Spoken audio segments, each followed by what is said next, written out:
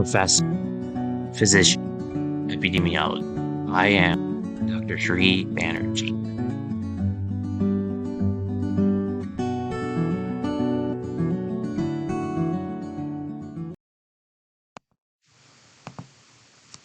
Hello everyone, I'm Dr. Sri Banerjee, core faculty for the College of Health Sciences and Public Policy at Walden University. And today is World Humanitarian Day, and so there's actually a kind of a global campaign to try to understand global problems in a collective way. And it takes a village to support a person in a humanitarian crisis. And this is something that is important to understand. And with record high humanitarian needs around the world, basically this year's World Humanitarian Day builds on this metaphor of collective endeavor to grow global appreciation of humanitarian work.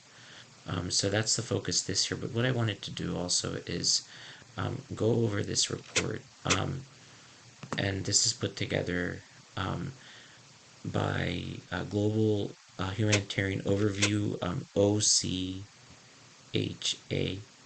and that's the Office of the Coordination of Humanitarian Affairs.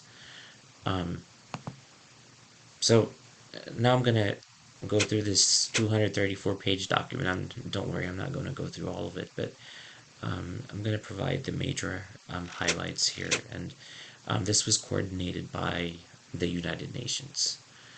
And it was out in 2021. And something important to note here is that humanitarian work requires a lot of commitment and a lot of passion by the people that are involved. And it's important to have in the right places, it's important to have the individuals, passionate individuals who are leading to provide the guidance that everybody else needs in order to understand this. So it's really important for people to be well-rounded leaders so that they can take the necessary steps that are needed in an organization. So this was the foreword by the Emergency Relief Coordinator, and his name is Mark Lowcock, and he has given, he's actually the Under Secretary General for Humanitarian Affairs and Emergency Relief Coordinator. So all this can be avoided working together to find and fund solutions is the only way out. Wealthy nations have the means and motivation to help, but it would be cruel and unwise of them to look away while battling a second wave with the promise of a vaccine on the horizon. Local problems become global problems if you let them.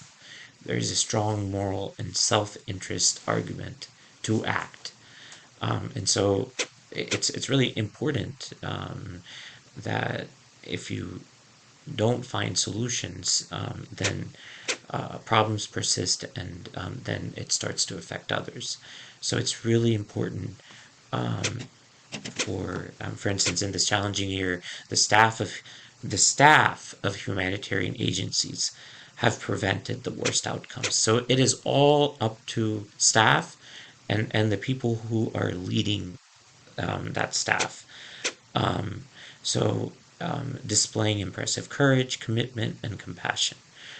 UN agencies, local and international NGOs, local partners on the ground, and individuals from the affected communities themselves have worked tirelessly hand in hand.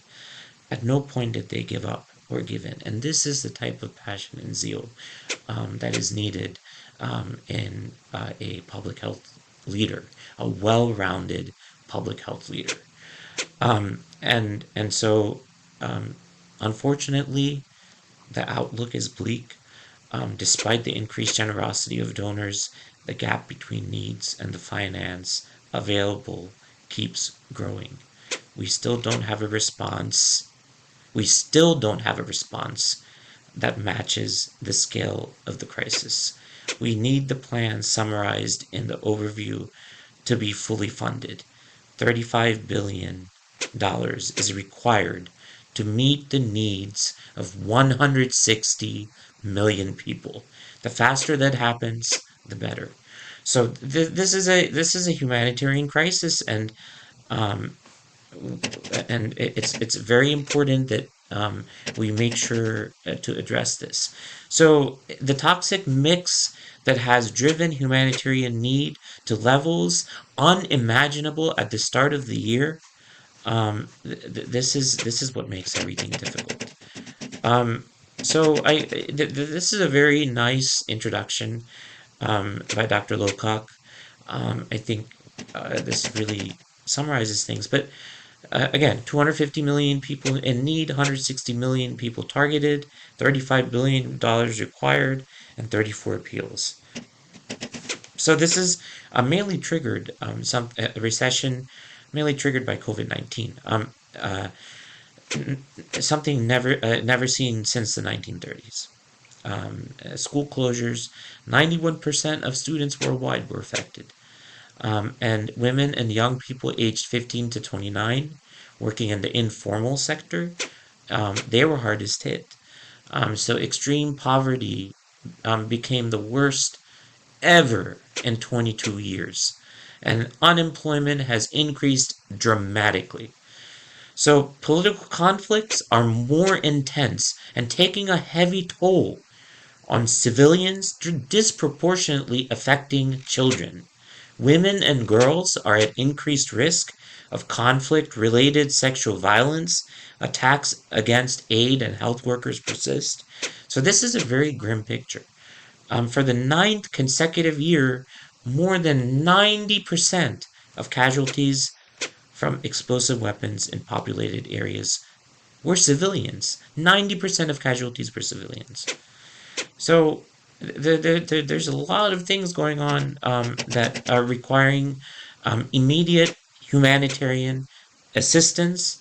The last decade saw the highest ever number of people internally displaced by conflict and violence, and the violence still continues in Ukraine, with many locked in a state of protracted displacement.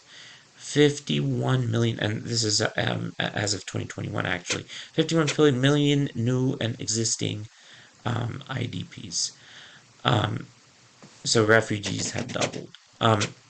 Of course, environmentally, things haven't really gotten better either.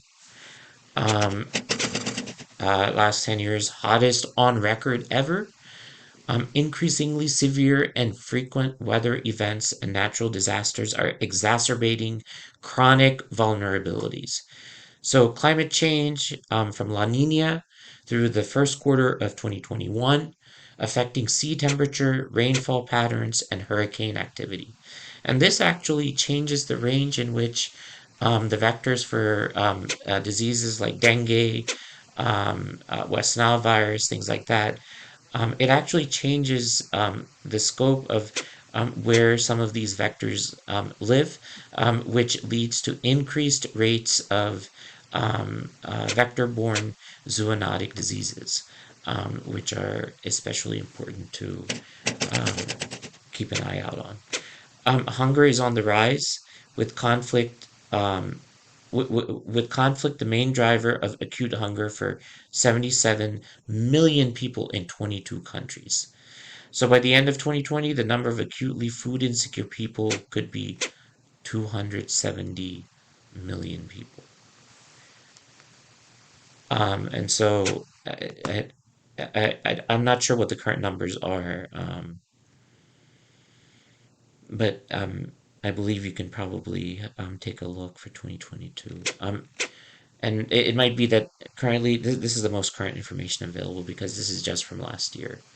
So these are all the appeals for the billions of dollars from different places.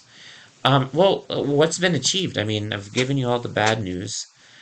Um, is there anything basically to celebrate about? And people reached with humanitarian aid in 2020. 98 million people were actually reached in 25 countries. So 70% of people targeted. In 2020, more than 98 million people were reached. So that's an increase of over 6%. Um, an increase of 6% over 2019.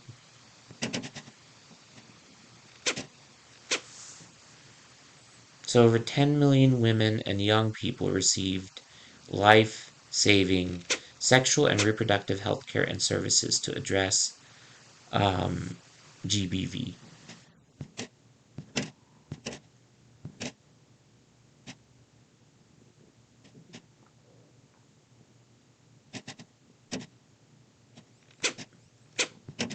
So I was just going through this, and there's actually a lot of parts to this, and I think I've gone through the major portions of this, but um, it goes then over some of the challenges, some of the global trends. So historic economic decline. This might be a good place to kind of um, summarize everything in. Conflicts continue to take a heavy toll, and I've talked about this: displacement, hunger, climate change, disease outbreaks. So opportunities, where are the opportunities? Youth movements are shaping global trends. So new and emerging technologies are improving humanitarian action, humanitarian development, peace collaboration to reduce need. What's the focus? Gender and gender-based violence in humanitarian action, persons with disabilities, mental health and psychosocial support in emergencies, and older people, older persons. So the historic economic decline is actually reversing development gains. There's conflict.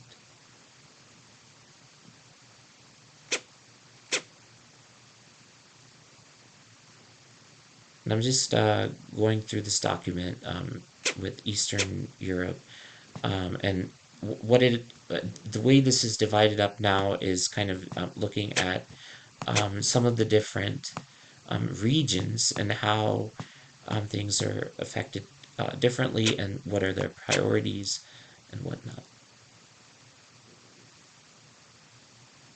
So here are the countries.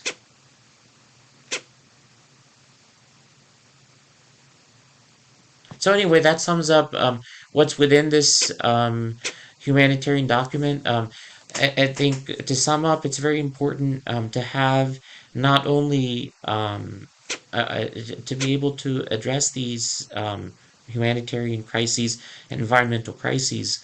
Not only is it important for collaboration, but also to make sure that everybody is properly vetted in terms of understanding who is best fit for certain roles in the organization.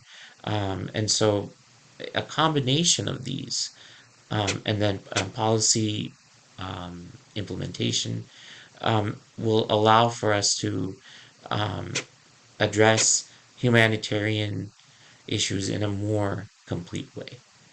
Thank you for listening.